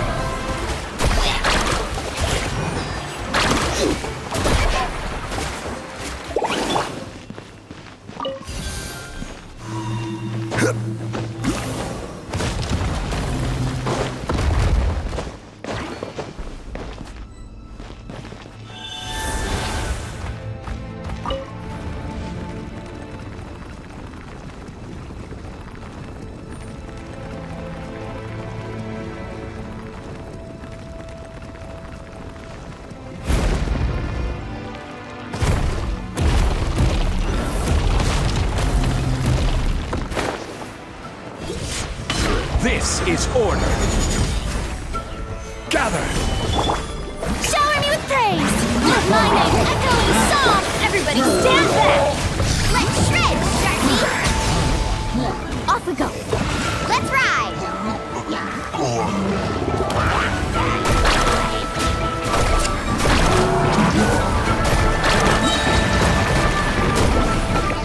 Action at the flame! Whoosh! Oh, shellac! I will have order.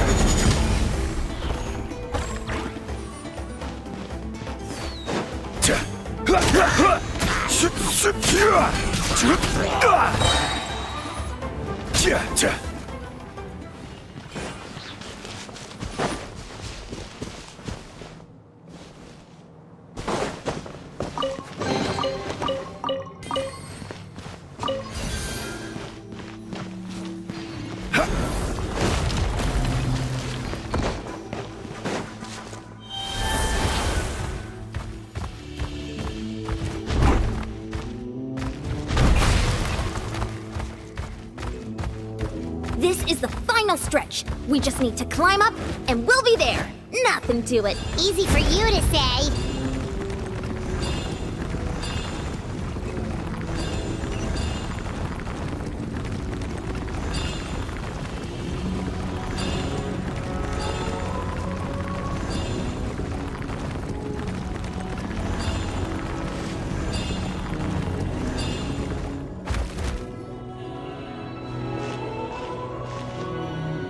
This must be the entrance the Pyro Archon told us about.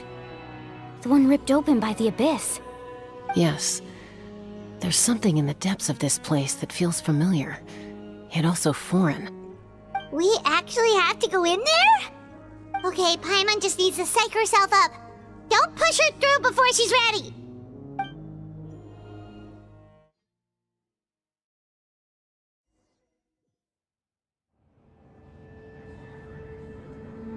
Hey! You don't have to drag Paimon! You're pulling too hard!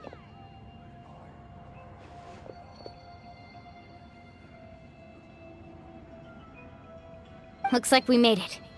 This is the Night Kingdom. Huh. It looks so different from what I imagined in the stories. That overflow of energy is probably what trapped Kachina here in the first place. From this point forward, everything we know about the real world no longer applies. Anything can happen here. Paimon's more worried about how we're gonna make it out. We obviously can't go back the way we came. Do you see that patch of light on the ground? It's shining down from that fissure in the sky. Oh yeah, right in front of us. So that's coming from up there? Oh, it's so high up. Did we really fall that far down? Just like I said, our real-world knowledge doesn't apply here. We fell all this way, yet came out completely unscathed. If this was the real world, we'd have to climb our way back up to the entrance. But here, all we have to do is stand underneath the light and offer a prayer. That's it? You really think that little of Paimon? That's not even why Paimon asked! So that means all we need to do is find Kachina and bring her to this location. Exactly. This light is streaming in from the real world. It's a link between the two realms. The terrain looks difficult to navigate, and the visibility's not great either. How are we supposed to find Kachina in these conditions? Yeah, these floating black things don't look super friendly either. Those are all manifestations of abyssal power. Be careful. Ghost! A talking ghost! Calm down, I'm here to help. You're the ones who helped Vichama, right? Yes, I'm Vichama's friend, Malko. I was completely lost to this realm until I sensed a mysterious power calling out to me. It's like it was seeking me out, attempting to reassemble the pieces of who I used to be. Of course, it could only do so much. I'm sorry I can only appear before you in this imperfect form. No, we should be the ones apologizing. If the Spirit Speaker's stone hadn't become corrupted by the Abyss, we could have done much more. But we had to destroy it. Otherwise, Vichama and his tribe would have been in danger. Of course. Thank you for protecting him. I never imagined that, even after all these years, he'd still take such a risk for me. Under the power of the stone, it felt like our souls were connected. Turns out even our regrets were exactly the same. Whether in triumph or death, you want your best friend by your side. Exactly. That may not be in the cards for us, but it's not too late for you. You're looking for a young girl from the Children of Echoes, right? She's being chased by an embodiment of abyssal power. I'd like to help her while I'm still in this form, so follow me. Be careful. This place has been severely corroded by the abyss. Paimon didn't realize it had gotten this bad. It's like a seething volcano ready to engulf our world at any moment. Ouch! Quick, get back here! You can't go wandering off. It's tuned. Stick close to me. My power will be able to ward off attacks for the time being.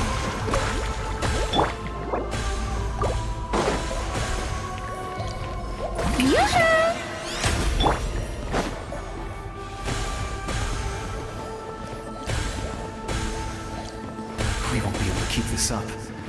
Let's try another route. This way.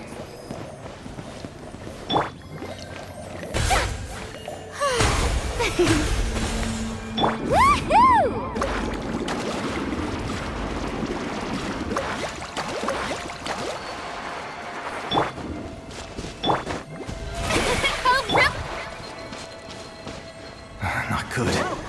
More monsters. We shouldn't waste our time on them.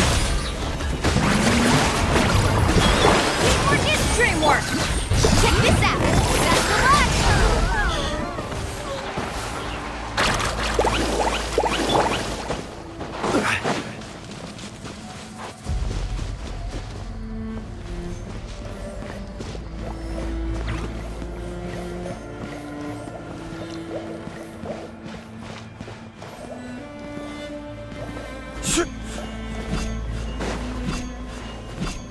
Oh, Paimon can't see anything! It's easy to get lost here. Just stick close.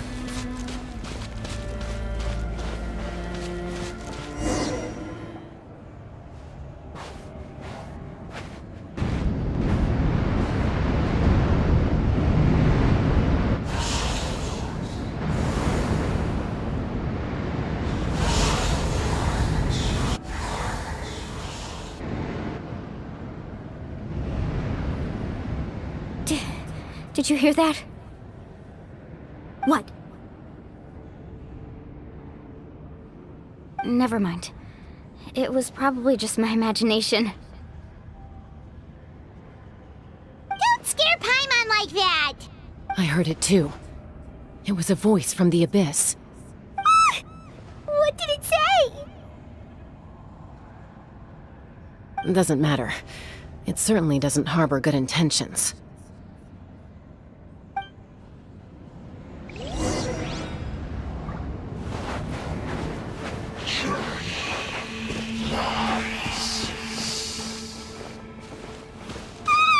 Paimon just heard it too! Let's keep going. Paimon wants to get out of this place!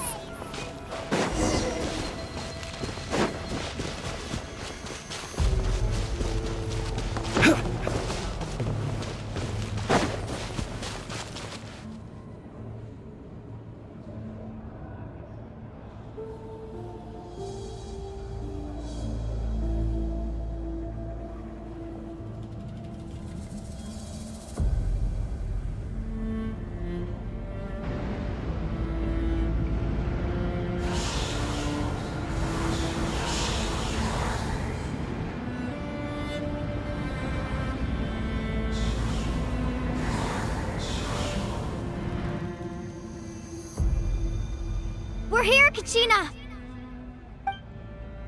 Oh, honey? You made it! Looks like our reunion will have to wait until we take care of these monsters. Good idea. Let's go!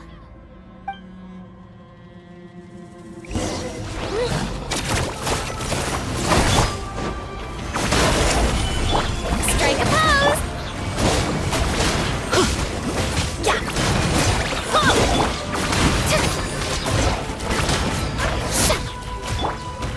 is order.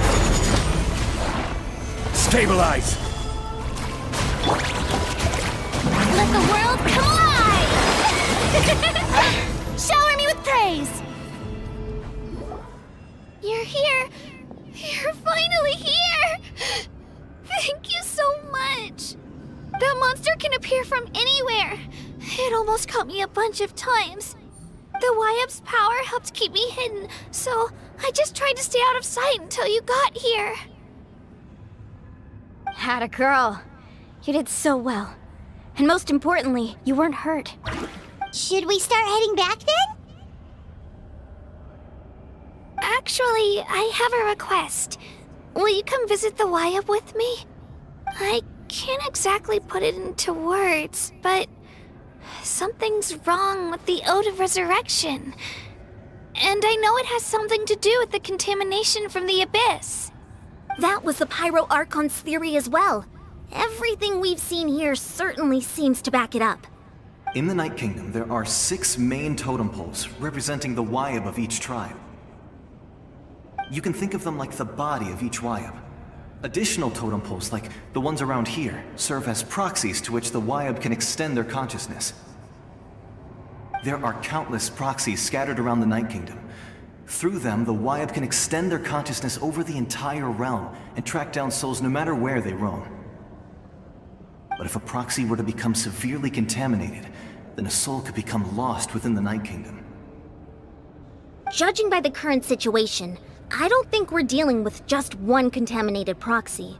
Even if we could drive back the abyssal power from one of them, that probably wouldn't even put a dent in the problem. Still, we can't just leave the Wyab to suffer. It's protected me this whole time. I agree. We might even manage to draw out the monster that's been hunting Kachina. Getting rid of the monster might slow down the deterioration of the Night Kingdom.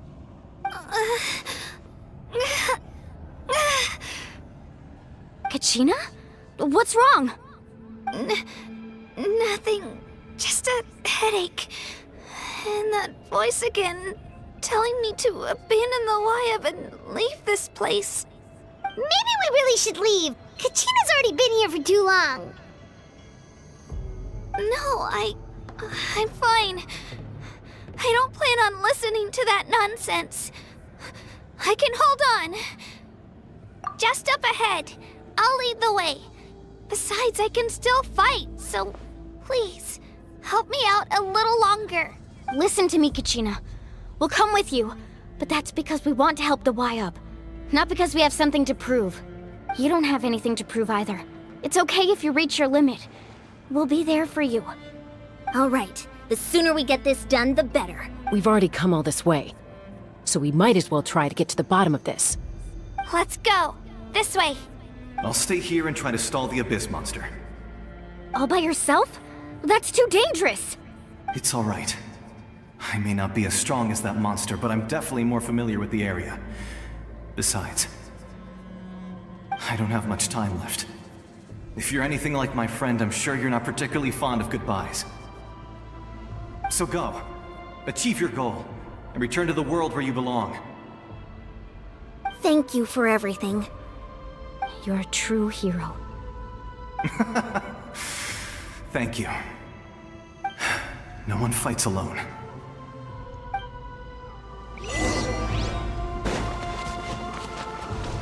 Does your head still hurt?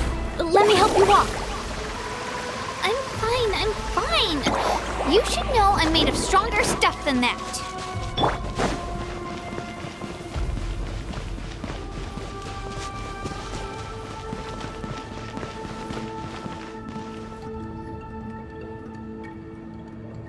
Wyab? Wyab! I'm back! My friends and I are here to heal you. Wyab? Can you hear me? Wyab?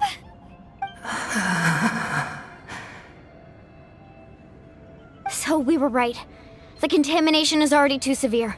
It's preventing the Wyab from answering our calls. All right, get ready, everyone. Time to purge the abyssal energy from this place. Careful. We've got company. Already? You really think that puny soul could slow me down? Courage in the face of futility is pure folly. He tried to get in my way, so I disposed of him. You killed Malco? He would have dispersed with or without me. Rather than worrying about him, I would urge you to focus on yourself. You may have defeated others of my kind in the past, but underestimate me now, and it will be to your peril. No, the power of the Abyss is intoxicating. The destruction it seeks captivates like a masterful work of art. I strive only for the opportunity to see it up close. I thought this naive little girl was an exception, but it turns out humanity is full of lambs willing to offer themselves up to the slaughter. That is the tragedy of your short lives. You understand nothing of all-encompassing power. Ancient names, pride, friendship, all empty ideas invented to give you a false sense of self-worth. They possess no power at all. The Pyro Archon created those grandiose ideals out of pure selfishness. Anything to avoid sharing power. Anything to avoid handing over the primordial gift to ordinary people like you. Don't believe me? Then ask yourself, why is the Pyro Archon strong beyond measure, while you, Kachina, remain so pathetically weak?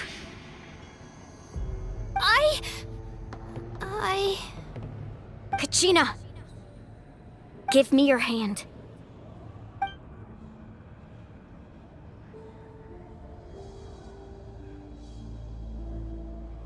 Feel that? I'm right here next to you. Thanks, Moalani. You're right. I have nothing to fear. Because I'm not alone anymore. You're right. Maybe comforting ideals don't have any power. But you also couldn't be more wrong. You've never had to work for your own strength, so you will never understand the true source of our power. What? The courage we have to stand before you and not back down? It comes from our friendship. The power lies not in the ideal itself, but in our commitment to upholding that ideal, and in our decision to stand together and fight! Well said! Let's go, Kachina. It shouldn't take more than 2 of us to handle an enemy like this. Sorry in advance, but you deserve what's coming to you! There aren't many in Natlan who can beat us when we're together. It's time he got a taste of that kind of power.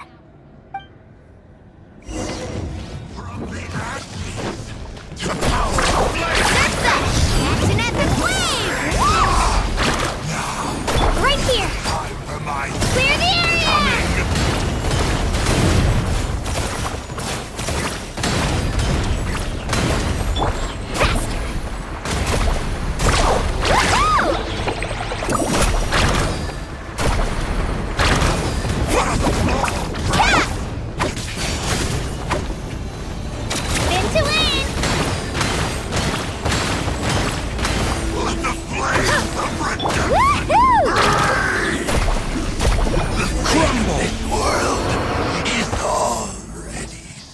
We won!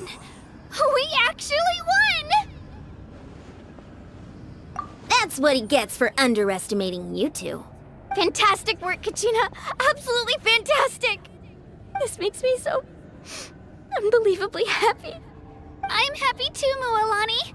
Together we really are unstoppable! Huh? What's happening?